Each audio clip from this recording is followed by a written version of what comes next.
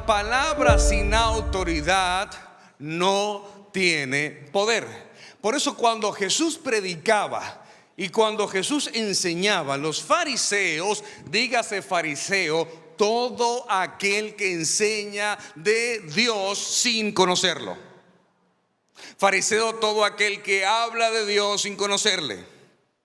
Y los fariseos vienen donde Jesús y le preguntan a Jesús: ¿quién te dio autoridad para enseñar estas cosas? ¿Y con qué autoridad las enseñas? Porque era evidente en Jesús la autoridad que tenía y cómo las personas le seguían, cómo Jesús tenía seguidores por la palabra que estaba enseñando. Por eso a los fariseos le era complicado y era confuso, porque lo que Jesús estaba enseñando no le estaba gustando a ellos. Y le preguntaron eso: ¿con qué autoridad tú enseñas estas cosas? Ahora, una persona que tiene autoridad puede reconocer otra autoridad. Y quiero compartir la historia, que es una de las historias más fascinantes referente a esto, que está en el libro de Lucas capítulo 7, del 1 en adelante, del 5, perdón.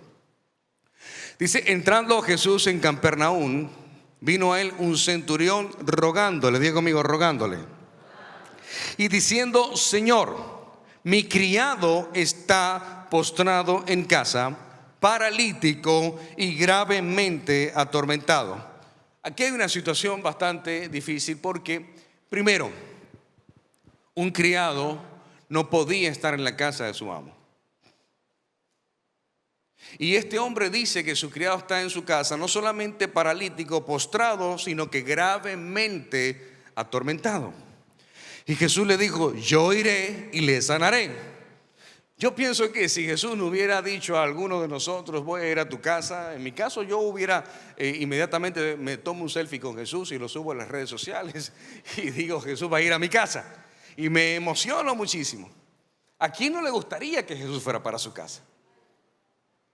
Pero aquí sucede algo interesante, porque inmediatamente, así como cuando Jesús fue a la casa de Jairo, así como cuando Jesús atendió el llamado de los enfermos, inmediatamente fue para allá a sanarlos. Así como cuando vio a Zaqueo en el árbol, le dijo: baja porque me es necesario ir a tu casa. Así como cuando Simón el fariseo le dijo a Jesús rogándole que fuera para su casa, y Jesús fue, a pesar de que era un fariseo, Jesús fue. Pero en este caso, este hombre centurión romano, sí, de aquellos que crucificaron a Jesús, le dice que su siervo está postrado en su casa.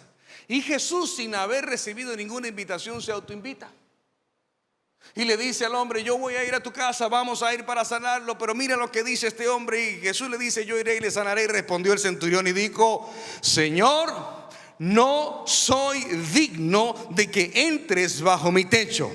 Solamente di la palabra y mi criado sanará. Diga conmigo: no soy digno.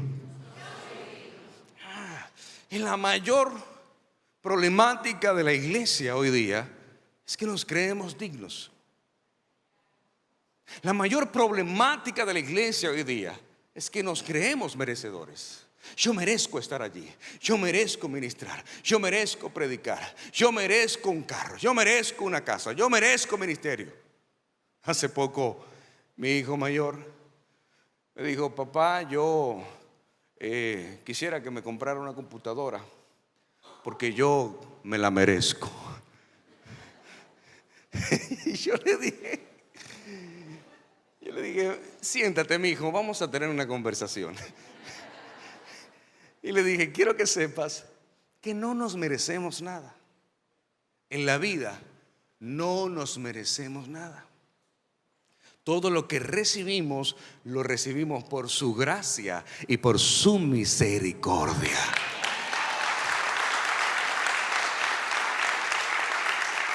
Todo. En el momento en que usted se crea merecedor o merecedora de algo que le pide a Dios, en ese momento quedas descalificado para recibirlo. No nos merecemos nada en esta vida. ¿Ha escuchado a gente decir: esta es la vida que me merezco?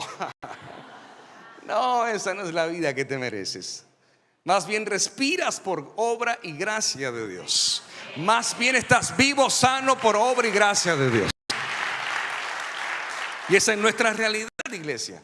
Por eso reconocer que no somos dignos nos hará digno. Sentirte descalificado te califica para el llamado. Cuando Jesús vio a Zaqueo, Zaqueo no tenía nada que admirar de sí mismo. Zaqueo no tenía nada que mirar dentro de sí. Zaqueo era un corrupto. Zaqueo era una persona que había hecho mucho daño a muchas personas. Y él escuchó hablar de Jesús. Se sube al árbol y quiere ver a Jesús, porque dice la palabra que era pequeño de estatura.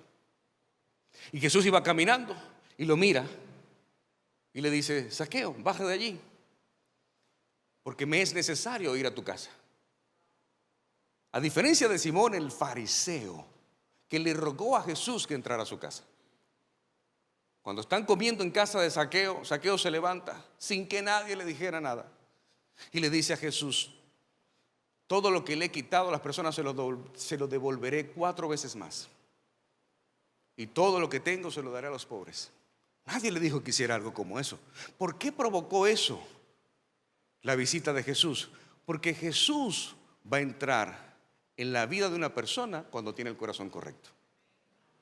Porque este hombre, mira, probablemente no se sabe cuál era la condición del centurión. No se sabe cuál era, porque el hecho de que para aquel entonces era prohibido que un criado estuviera en la casa de su amo, no sabemos por qué el criado estaba en la casa de su amo. Pero lo que sí sabemos es que este hombre, primero que nada, reconoció su condición. No puede ser sano, y Dios no puede sanar lo que tú no reconoces. Dios no va a trabajar en tu debilidad y en tu necesidad si tú no la reconoces. Y lo primero que este hombre dice: yo no soy digno de que entres en mi casa. No solamente reconoce su condición, sino que honra la autoridad del maestro, siendo él una autoridad.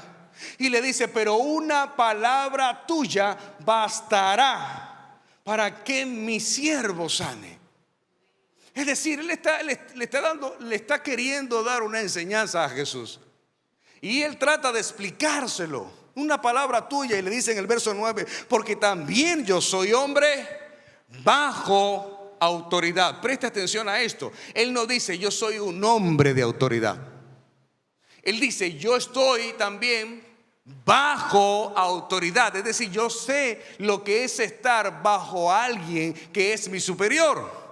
Y tengo bajo mis órdenes soldados, y digo a este: ve y va, al otro ven y viene, y a mi siervo haz esto, y lo hace.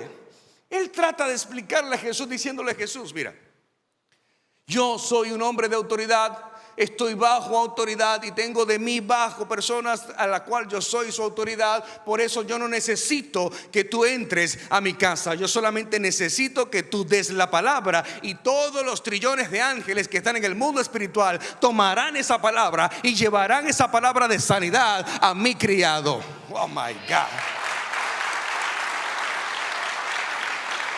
Di la palabra.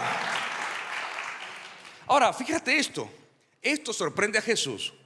Y usted se preguntará: ¿y Jesús podría ser sorprendido? Absolutamente sí. Tu fe puede sorprender a Jesús. Y hay muchos escenarios. La mujer del flujo de sangre, por ejemplo. Jesús se detiene y dice: alguien me ha tocado. Los discípulos le dicen: tienes una multitud que te toca. Pero él dice: no, hay alguien que me ha tocado, pero con fe, porque de mí salió poder. Es decir, hay un distintivo entre esta persona y la multitud. La mujer sirofeniza. Jesús la ignora, Jesús la rechaza, Jesús la ofende, le dice perrilla, de todo. Y aún ahí esa mujer dijo: no me voy a ir hasta que me bendigas. No me voy a ir sin el milagro. Entonces vemos como en muchas ocasiones Jesús es sorprendido por la fe de alguien. Y cuando este hombre le da esta explicación a Jesús, dice el verso 10: al oírlo Jesús se maravilló y dijo a los que le seguían: de cierto os digo que ni aún en Israel he hallado tanta fe. Yo no sé si usted está entendiendo el cuadro de la situación, pero Jesús viene caminando, sus discípulos, que son su primer anillo, el resto de la multitud que lo sigue, Jesús venía de hacer milagros, se encuentra con este centurión, no fue una reunión en privado. Y cuando este centurión le dice todo esto, Jesús se voltea y le dice a los discípulos: ni en Israel he encontrado una fe como la de este hombre. Estamos hablando de un soldado romano. Hello. ¿Imaginas? Ni en los discípulos Jesús había encontrado esa fe. Ni en su propio equipo Jesús había encontrado esta fe. Luego el verso 11 dice: y os digo que vendrán muchos del oriente y del occidente y se sentarán con Abraham, Isaac y Jacob en el reino de los cielos. Mas los hijos del reino serán echados en las tinieblas de afuera. Allí será el lloro y el crujir de dientes. Entonces Jesús le dijo al centurión: ve, como creíste, te sea hecho. Y su criado fue sanado en aquella misma hora. ¿Cuántos pueden decir un amén a eso?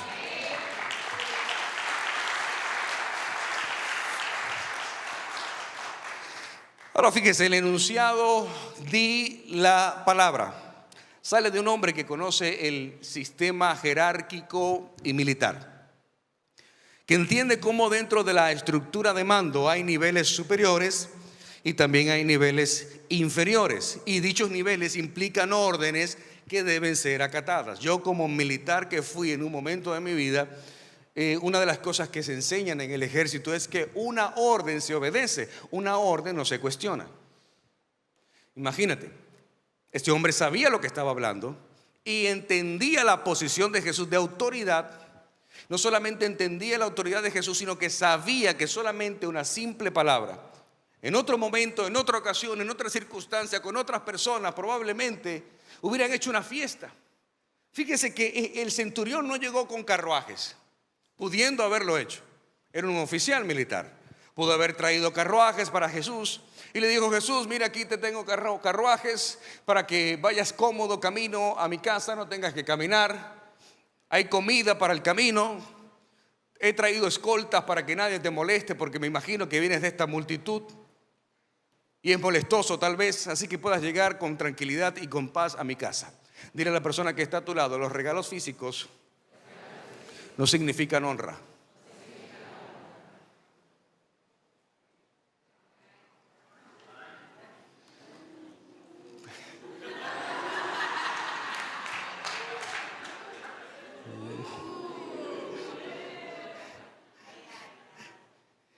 Porque muchas veces confundimos que por regalos materiales o físicos las personas están siendo honradas. No, muchas veces son manipuladas.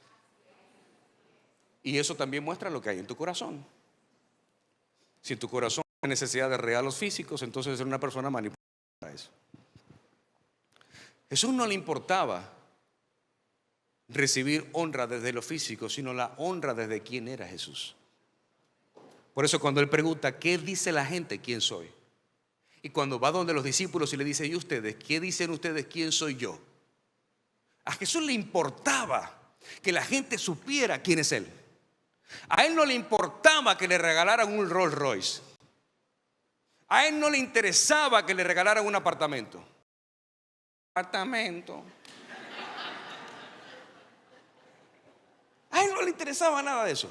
A Jesús le interesaba que la gente y sobre todo sus discípulos supieran quién es él. ¿Y ustedes qué dicen? ¿Quién soy yo? Y este centurión le dio una clase magistral a los discípulos de quién era Jesús. Y ellos que caminaron con Jesús no supieron nunca quién era Jesús. Y él le dice: no necesito que entres a mi casa, una palabra te bastará para que mi siervo sane. No llegó con carruajes. Es más, en toda la Biblia, en el único lugar donde yo he visto que Jesús ha sido rechazado a la casa de alguien fue aquí. Yo me imagino a Jesús: ¿seguro no quieres ir? ¿No quieres que yo vaya a tu casa? ¿De verdad? Si no, conozco tanto la autoridad que yo sé, Jesús, que tú solamente tienes que decir la palabra y mi siervo sanará. Amén. Alguien tiene que aplaudir, alguien tiene que decir amén. Alguien tiene que decir: esa es mi fe. Alguien tiene que decir: hoy mi fe se va a aumentar. Hoy mi fe va a ir a otro nivel. Al analizar el contexto sobre el cual este centurión se acerca a Cristo, afirma que con solamente dar una orden se puede dar la sanidad del criado. Solamente imagina el poder que tienes en tu boca, el poder de la palabra pronunciada que hay en tu boca, creyéndolo en tu corazón, confesándolo con tu boca, dice la palabra, y creyéndolo en tu corazón. Por eso, cuando llegamos a la conclusión de esto, encontramos que en primer lugar, el centurión reconoce sus limitaciones. Y aquí el meollo del asunto, iglesia, el reconocer. Este es el centro de la problemática de todos nosotros. No queremos reconocer que tenemos una condición. No queremos reconocer que tenemos una problemática. No queremos reconocer que tenemos un problema. No queremos reconocer que estamos en pecado. Y siempre enseño sobre la diferencia que hay entre los pecados de la carne y los pecados del corazón. Y probablemente el centurión era un hombre pecador, pero los pecados que estaba él cometiendo eran los pecados, lo que la Biblia señala como los de la carne. Por eso la Biblia no condena a un pecador. La Biblia condena al que es practicante del pecado. Y una persona practicante del pecado, ¿qué sucede en su vida? No reconoce su condición. Es más fácil reconocer una condición de la carne que una condición del corazón. Dígame amén, dígame ayayay o dígame Es mucho más fácil, porque el corazón es engañoso más que todas las cosas. Porque de toda cosa guardada, guarda tu corazón. Y guardar tu corazón es protegerlo, cuidarlo. No dejar que entre ahí lo que no necesita entrar a tu corazón. Y este hombre vino donde Jesús. Era un lugar público, a él no le importaba. De hecho, no le importaba tanto que aún en aquel entonces un judío entrar a la casa de un romano era muy mal visto. Era algo totalmente inaceptable e inadecuado. Un judío no podía entrar a la casa de un romano. Sin embargo, esto para la ley de Dios no era algo totalmente importante. Y por eso Jesús le dice: voy a tu casa, vamos, lo voy a sanar. Ya el milagro ahí ya estaba hecho. Cuando el centurión le dice: yo no soy digno de que entres en mi casa, ya el milagro ahí estaba hecho. Y dice la Biblia que en aquella misma hora en que Jesús lo hizo, en esa misma hora su siervo había sanado. En primer lugar, reconocer sus limitaciones. En segundo lugar, identifica que Jesús tiene la autoridad y el poder. Y en tercer lugar, apela a esto último para hacer su solicitud. ¿Por qué el centurión va donde Jesús? ¿Por qué no fue donde los discípulos? Porque había un hombre que tenía un hijo que estaba endemoniado, y ese hombre fue donde los discípulos, y los discípulos no pudieron hacer nada. Baja Jesús de la montaña de orar, y el hombre le dice: mi hijo está endemoniado y tus discípulos están ahí tratando de liberarlo, pero no lo han logrado. ¿Cuál fue la respuesta de Jesús? Generación incrédula. Conmigo. Qué duro, Jesús. Generación incrédula. ¿Hasta cuándo tendré que soportarlos? O sea, que era difícil la relación entre Jesús y los discípulos. Era algo tedioso, tú no entiendes, cuerda de brutos. Y viene este hombre de una clase magistral. Y yo me imagino a Jesús volteándose y decir: en toda Israel, no era en la cuadra donde Jesús vivía, no era en la comunidad ni en el sector donde Jesús se crió, en toda Israel no he visto. Estamos hablando de que Él creó los cielos y la tierra. Estamos hablando de aquel que creó al hombre. Estamos hablando de aquel que creó los océanos, los cielos, diciendo que en toda Israel no había una fe como la de este hombre, que probablemente era un gran pecador.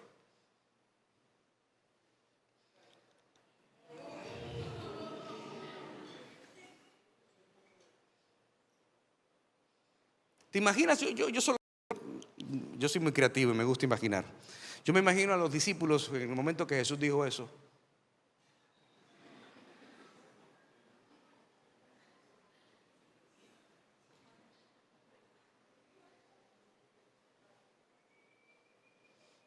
En otras palabras, abordó a Jesús desde una perspectiva que, se pudiera decir, no permitía una acción distinta a la que recibió. En pocas palabras, el centurión fue a buscar lo que iba a buscar y no se iba a ir sin eso.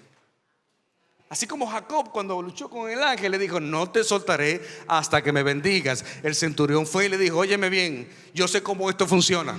Yo sé cómo funciona lo espiritual.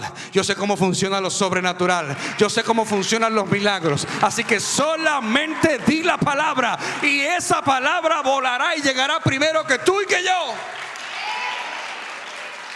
Solamente di la palabra. Él entendió que Jesús tenía la capacidad. Él entendió que Jesús tenía la autoridad. Él entendió que Jesús tenía el poder para responder su solicitud. De hecho, vemos en la historia que registra a Jesús quedando maravillado en la manera en cómo este centurión expone su situación. Jesús queda asombrado, maravillado, sorprendido y contento, diciendo: por fin veo a alguien que tiene fe. Por fin. ¿Vieron chicos? ¿Vieron? Miren el milagro. No está en tus manos, está en las manos de Dios.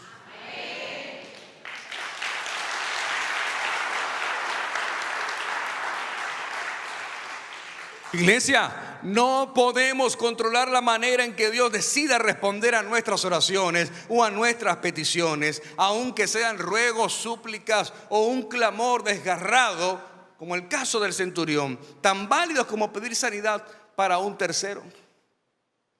Usted no controla cómo Dios responde a tu oración. Usted no controla el tiempo en que Dios debe responder esa petición. Usted no controla la forma en que Dios va a obrar para cumplir o suplir esa petición. Nos resta esperar. ¿Qué pasa mientras espero? Tu fe aumenta. Es lo que Dios quiere, que tu fe aumente.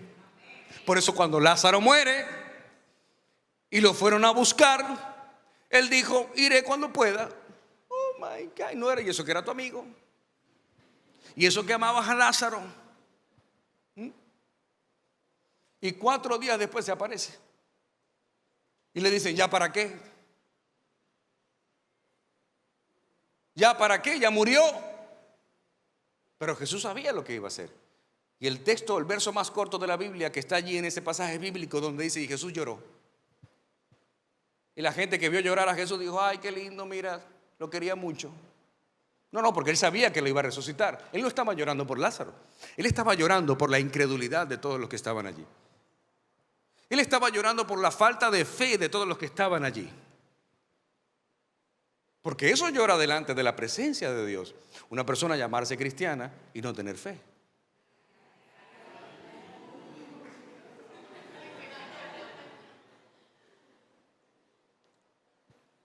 Lo que sí es seguro, iglesia, es que en Jesús hay respuesta a nuestras necesidades y a nuestras oraciones. ¿Cuántos dicen amén?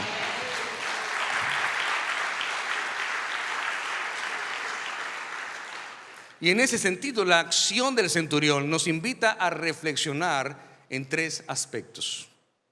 El primero es: ¿a quién nos dirigimos en momentos de dificultad? ¿A quién nos dirigimos? ¿Al vecino? ¿Al amigo? ¿Al hermano o la hermana de la iglesia? ¿A quién nos dirigimos? Y con esto quiero que prestes atención y logres entender lo que voy a decir, porque ciertamente en todas las iglesias en el mundo hay equipos de líderes, equipos de consejeros, equipos de guías, equipos de personas que quizás llevan un recorrido más largo que el tuyo, y son personas que te van a acompañar en tu proceso. Pero ¿de qué vale ir a una persona, a un líder de la iglesia, cuando tú no tienes una relación personal con Dios? Sí, ahí no vale ni amén ni ayayay. ¿De qué vale que digas a alguien más que ore por tu petición cuando tú ni siquiera lo haces? ¿De qué vale que tú vayas a exponer una situación con alguien que estás pasando cuando ni siquiera la has hablado con Dios? Entonces un tercero aquí no te va a funcionar, porque hasta yo mismo puedo darte un consejo errado si tú ni siquiera tienes una relación con Dios. Por eso me gusta mucho el coaching, más que la consejería. Porque puedo darte un consejo que quizás no sea el que tú necesites. Soy humano, puedo fallar y no espiritualizo las cosas que no se deben espiritualizar. Por eso la palabra dice que el profeta debe ser probado y que la palabra profética debe ser pesada. ¿Cómo tú pruebas un profeta y cómo tú pesas la palabra profética? Con tu relación con Dios, a través de tu relación íntima, personal y creciente. Alguien tiene que decir un amén.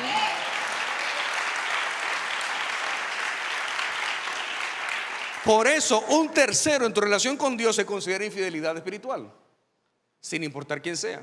Un tercero en tu relación con Dios es infidelidad espiritual.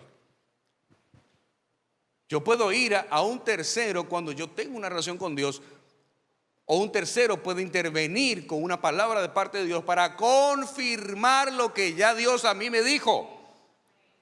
Pero este centurión tenía la revelación muy clara y él supo a dónde ir en el momento que tenía que hacerlo, y era a Jesús. Él no fue a los discípulos, él no fue al tercer anillo de seguridad de Jesús, ni al cuarto ni al quinto. Él fue directamente a la fuente, que fue Jesús. Él le dijo: Jesús, yo entiendo esto, vamos a tu casa. No necesito que entres a mi casa, porque yo soy un hombre pecador.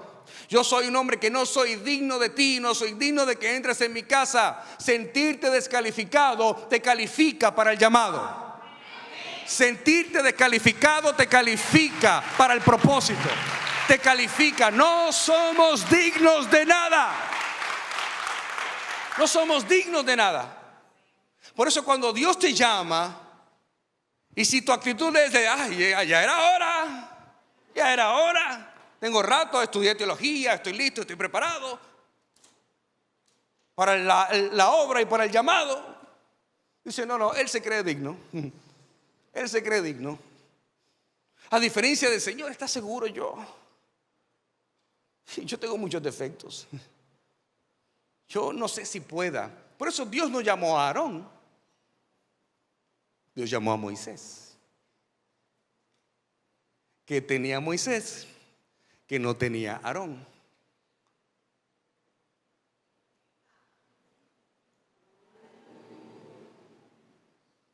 Y aún así Moisés le decía: pero llama a Aarón, que Aarón está más capacitado que yo.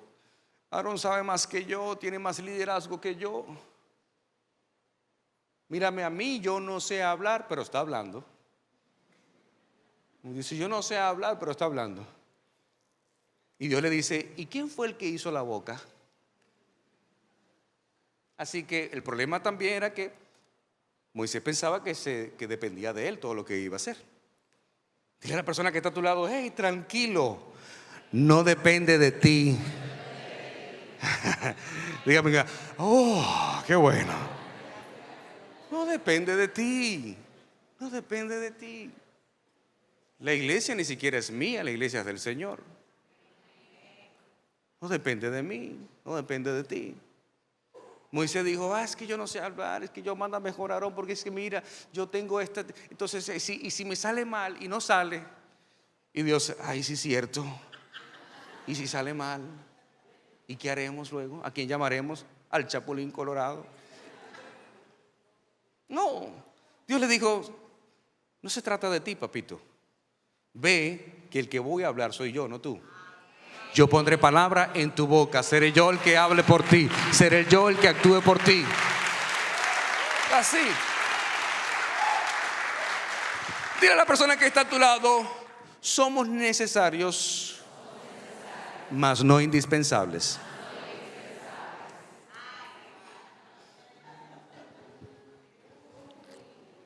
¿A quién nos dirigimos en momentos de dificultad? ¿A quién nos dirigimos? ¿Qué pasaría en un mundo paralelo como la pandemia, donde no tienes acceso a nadie? Una de las cosas que nos enseñó la pandemia fue eso: a depender de Dios. No había consejerías, no había acompañamiento, no podíamos darnos abrazos. Eso nos enseñó a depender de Dios. ¿Quién le enseñó al centurión la autoridad que Jesús tenía? ¿Qué hizo que el centurión pudiera ver en un mundo espiritual este modelo de autoridad del reino de los cielos? ¿Dónde lo aprendió? ¿Quién se lo enseñó? ¿A qué universidad fue? ¿Quién fue el mentor del centurión? ¿Quién le enseñó todas estas cosas a él? ¿A quién iremos? Si solo tú tienes palabra de vida eterna, dijo Pedro. Lo segundo es, ¿dónde está puesta nuestra confianza? Tu confianza está en tu empleo, en tu trabajo, tu confianza está en tu matrimonio, tu confianza está en tus hijos, tu confianza está en tu cuenta bancaria, en tu título. ¿En dónde está tu confianza? Nuestra confianza tiene que estar en el Señor. Porque muchas veces no es nuestro esfuerzo, muchas veces no, nunca va a ser nuestro esfuerzo el que logre los resultados. Porque cuántas veces nos hemos esforzado mucho y no hemos alcanzado nada. ¿Cuántas veces tenemos los contactos y aún así teniendo los contactos no sucede nada? La capacidad, el conocimiento, los dones, el talento, los títulos y no pasa nada. Porque dice la palabra que Él es el que abre puertas y el que cierra puertas. Por eso todo es de Él, para Él y por Él. Aleluya. Y lo tercero y no menos importante, ¿estamos dispuestos a obedecer su voluntad? ¿Realmente estarías dispuesto y estarías dispuesta a obedecer a Dios? ¿Y sabes qué significa obedecer? Obedecer significa soltar. ¿Qué estarías dispuesto a dejar atrás? ¿Qué estarías dispuesto a entregar?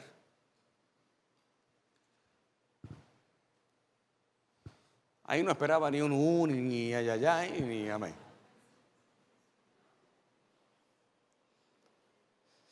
Por eso di la palabra es la acción de depositar en Jesús nuestras cargas, nuestras aflicciones y situaciones adversas para que su autoridad y poder tomen el control de todas ellas. ¿Cuántos dicen amén a eso? Pero un aplauso al Señor.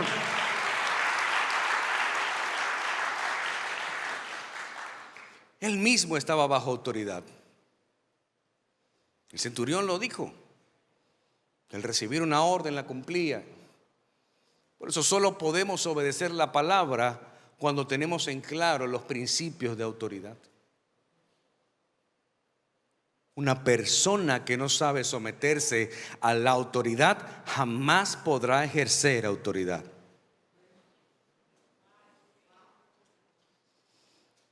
He visto con estos ojos que han de ver la gloria de Dios. Que nadie que no aprenda a someterse a la autoridad en un futuro no podrá ser autoridad de nadie. Tienes que volver ahí a ese punto inicial donde falló la autoridad. Por eso Pablo, siendo Saulo de Tarso, antes de convertirse en el apóstol Pablo, asesino de los cristianos, camino a Damasco para apresar a algunos cristianos, y después iba a haber un intercambio de tiroteos y dice, ay, murieron los cristianos, lo sentimos. Iba a asesinarlos. Camino a Damasco, se le aparece Jesús de Nazaret. Cae al piso ciego, no puede ver por el resplandor de Jesús. Y Jesús le dice, Saulo, Saulo, Saulo, ¿por qué me persigues? Ah, qué revelación tan impresionante. Dile a quien está a tu lado, el que persigue a un cristiano persigue a Cristo.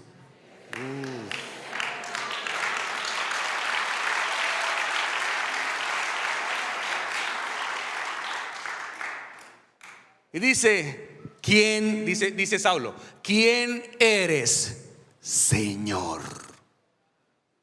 Esto que dice Pablo, Señor, estipula que está hablando y conversando con una autoridad mayor que la de él. Pablo no ve, está ciego, no sabe quién es, pero reconoce que quien le está hablando tiene una autoridad mayor que la que él tiene. Por eso Saulo en ese momento se convierte, le dice: vas a ir a un lugar, te vas a quedar allí. Y la historia dice que Pablo ayunó y oró y comenzó a tener visiones. ¿Quién le enseñó a orar? ¿Quién le enseñó a ayunar? ¿A qué universidad fue? ¿Cuántos discipulados de Rema hizo? Porque es tu relación. Mira, iglesia, yo te voy a decir algo. O sea, mi mentor fue el Espíritu Santo. Fue allí, en las madrugadas, en el piso, orando con el Espíritu Santo, escuchando la voz del Espíritu Santo, sintiendo al Espíritu Santo. ¿Hay alguien acá que quiere sentir al Espíritu Santo esta mañana? La persona más importante del mundo. Oró, ayunó, comenzó a tener visiones. Vio en visión que un hombre llamado Ananías venía, oraba por él y le recobraba la vista. Imagínate. En solo horas hubo una conversión tan impresionante como la de Pablo, para llegar a ser luego el apóstol que escribe casi todo el Nuevo Testamento. Solo por reconocer una autoridad mayor de la que él tenía. Solo por eso. Digo, espérate, yo soy un hombre de autoridad. Pablo tenía una autoridad impresionante. El simple hecho de ir a buscar cartas para asesinar a los cristianos y que le entregaran esas cartas autorizando que los podía asesinar, eso era más que suficiente. Saber que Saulo era un hombre de mucha autoridad, de mucha influencia y de mucho poder. Pero se encontró con el que tiene más influencia, más autoridad y más poder, y se llama Jesús de Nazaret.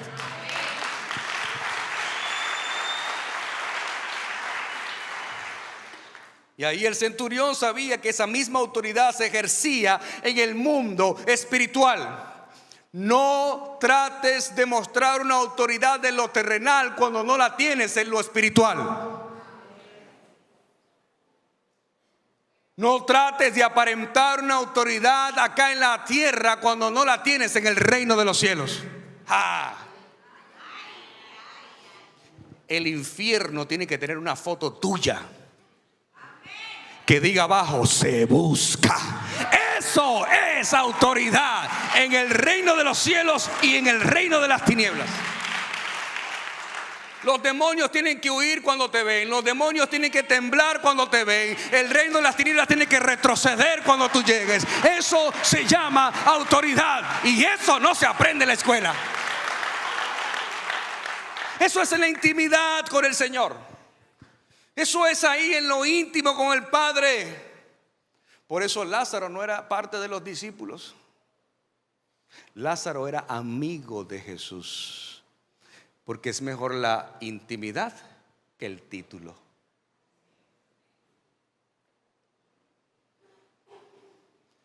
Me retiro lentamente. Él sabía que había una autoridad en el mundo espiritual. Por eso cuando se da una orden acá en la tierra, el cielo obedece. ¿Sabe lo que es realmente un apóstol? No esos que usan corbata y anillos de oro y lentes y zapatos bien lustrados y unos chalequitos bien lindos con una rosa acá. Eso no es un apóstol. ¿Y saben lo que hace el apóstol?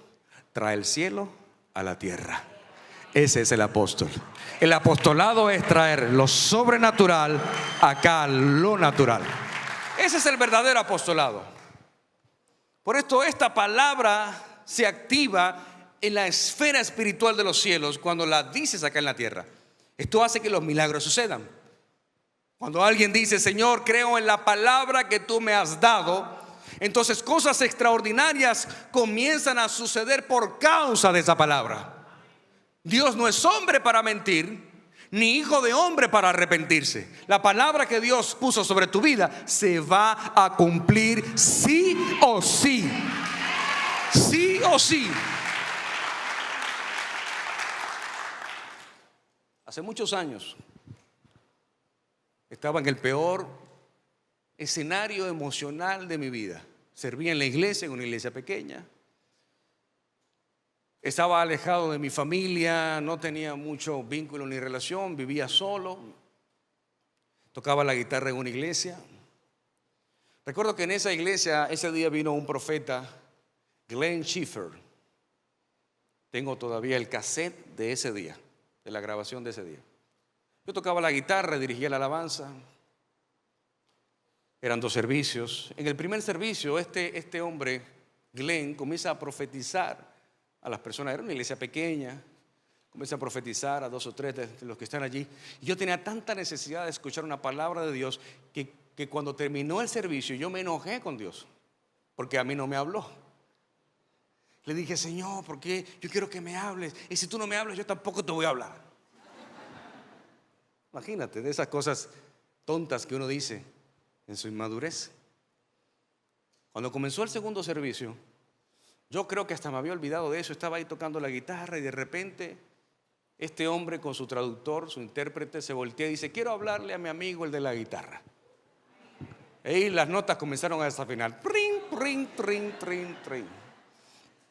Yo me impacto. Lo primero que él me dice es: el Señor te dice que aunque tu padre y tu madre te abandonen, yo con todo te recogeré. Y lo segundo que me dijo fue: serás el José de tu casa. En ese día me apasioné por la historia de José, porque en ese momento no entendí lo que me decía. Ser el José de mi casa, del hombre, la persona que Dios iba a usar para sustentar, no solamente en lo físico, sino en lo espiritual, a toda su familia. Eso fue hace 23 años cuando recibí esa palabra. Y hoy Dios me ha hecho el José de mi casa.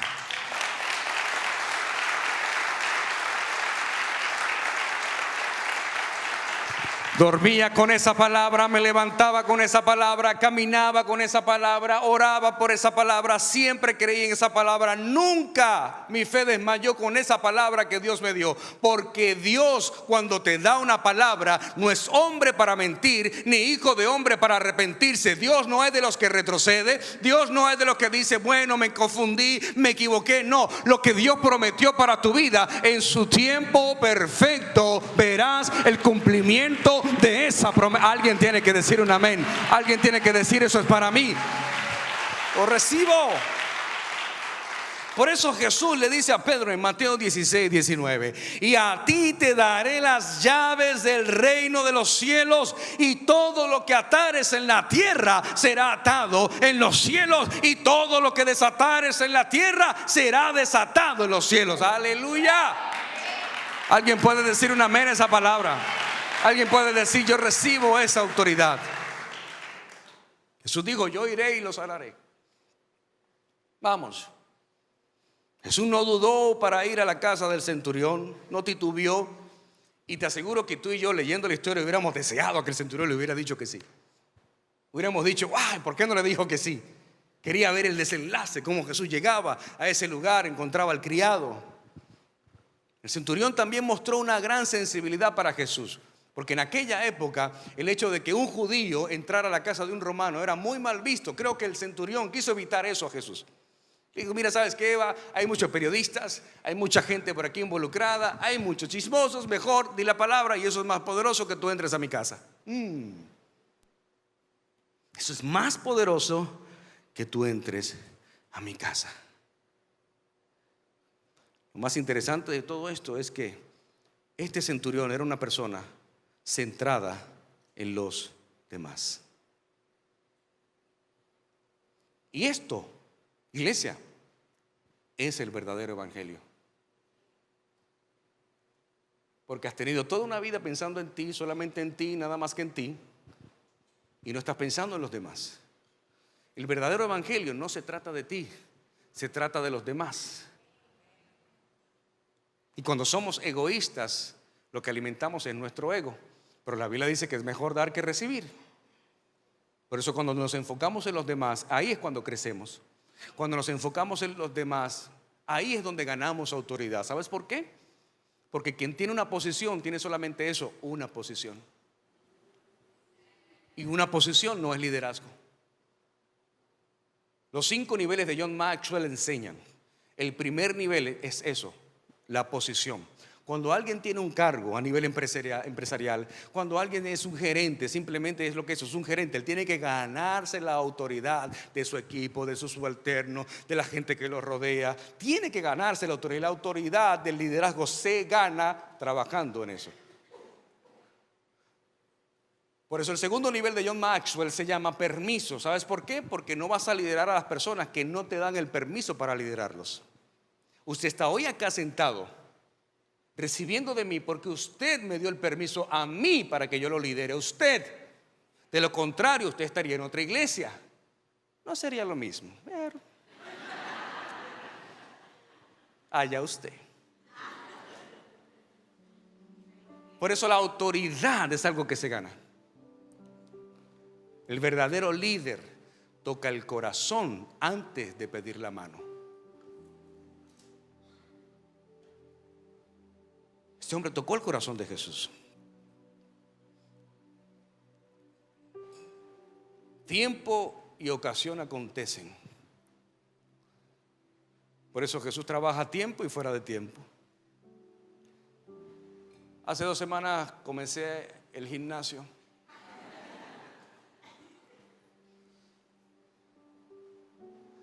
Y cuando fui al gimnasio, ahí mucha gente que es de Global me comenzaron a saludar. Pastor, qué bueno.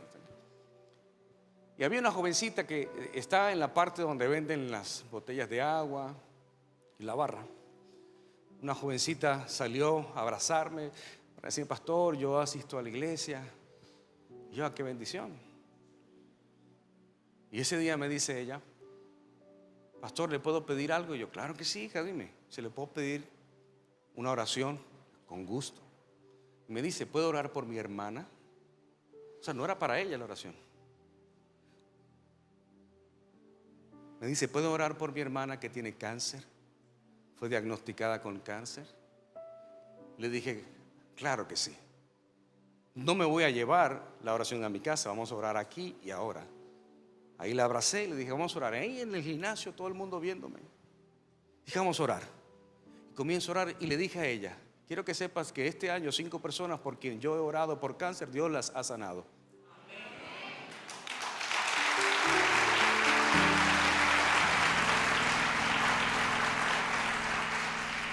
Y le dije: vamos a enviar la palabra de sanidad. Y esa palabra va a llegar a donde está tu hermana y la va a sanar.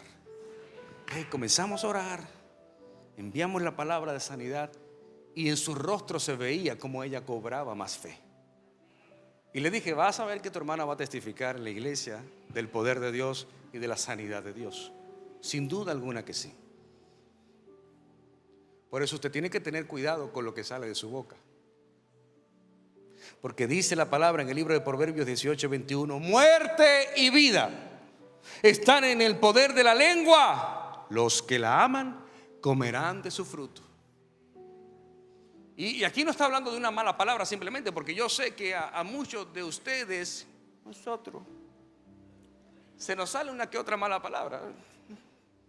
Aquí está hablando ya de maldición y bendición, de muerte y vida. Es otra cosa distinta. Porque usted se da con el martillo en el dedo pequeño y usted dice: ¡gloria a Dios! ¡Alabado sea Cristo! O se te atraviesa un delivery ahí, casi te impacta. Tú le dices: ¡Dios te bendiga!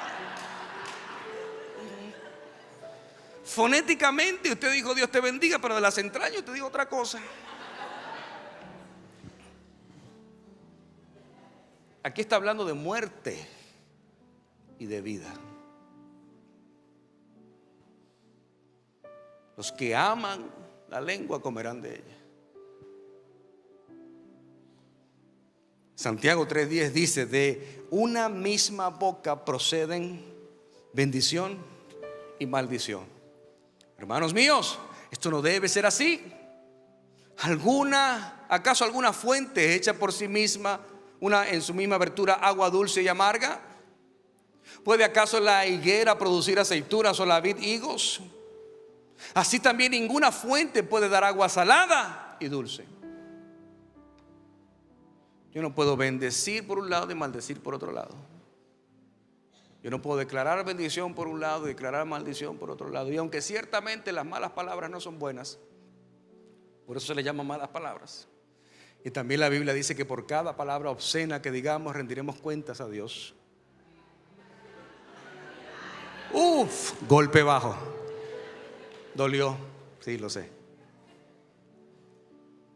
Sin embargo,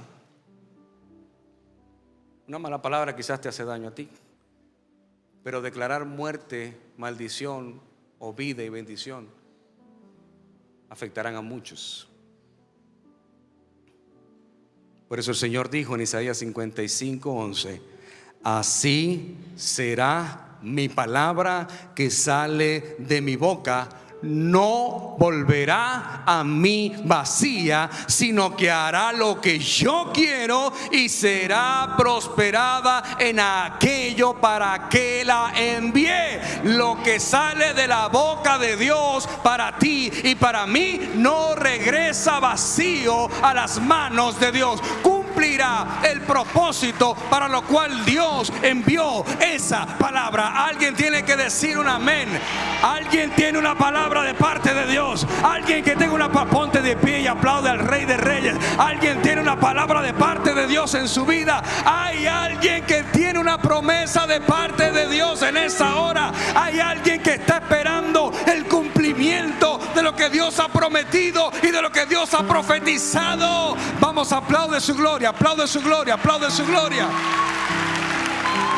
30 segundos de ovación al Rey de Reyes.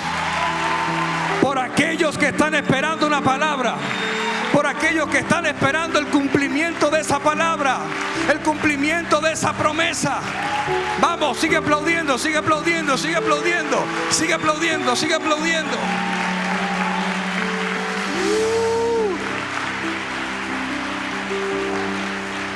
Por eso cuando una palabra es emitida por la boca de Dios, no regresará sin cumplir su propósito. Porque nada hay imposible para Dios. Por eso cuando los líderes poseen autoridad, sus palabras tienen peso. Tengo 2 minutos para profetizar.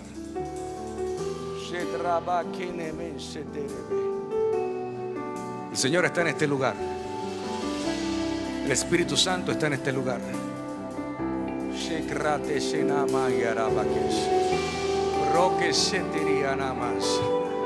Tu vida va a cambiar en esta hora.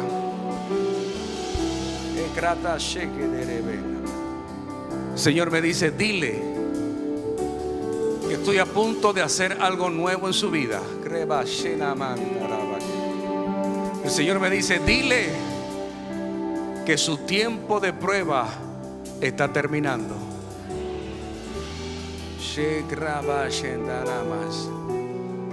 El Señor está tocándote en esta hora.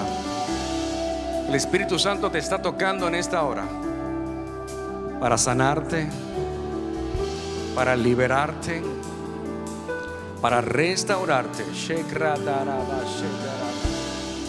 Toca, Espíritu Santo, más, más, más. Hay poder de Cristo. La autoridad del Mesías está en este lugar. Espíritu Santo, Espíritu Santo, Espíritu Santo. El Señor me dice que te diga: no te rindas. No te rindas, tu tiempo no es mi tiempo, dice el Señor. Tu tiempo no es mi tiempo, dice el Señor.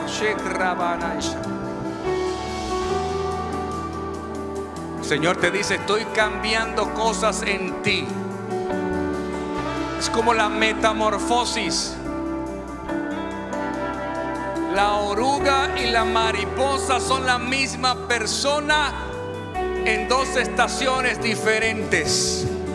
Y hay una estación de tu vida que está terminando para iniciar una nueva estación profética, en una nueva estación de lo sobrenatural. El entendimiento y la sabiduría del centurión sean colocadas en tu vida en esta hora.